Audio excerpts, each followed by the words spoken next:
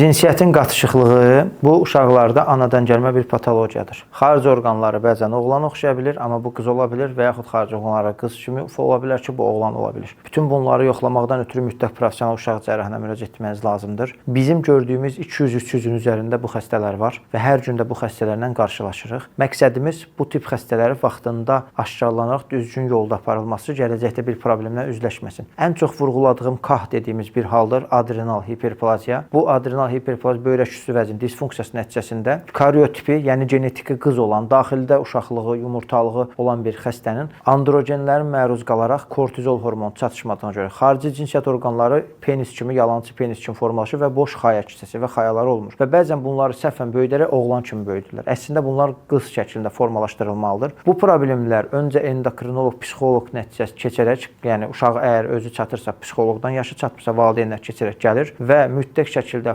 formalaşdırılması tövsiyə olunur. Biz ortalama 25 əməliyyat icra etmişik bu haqda və valideynlər diqqətli olsunlar.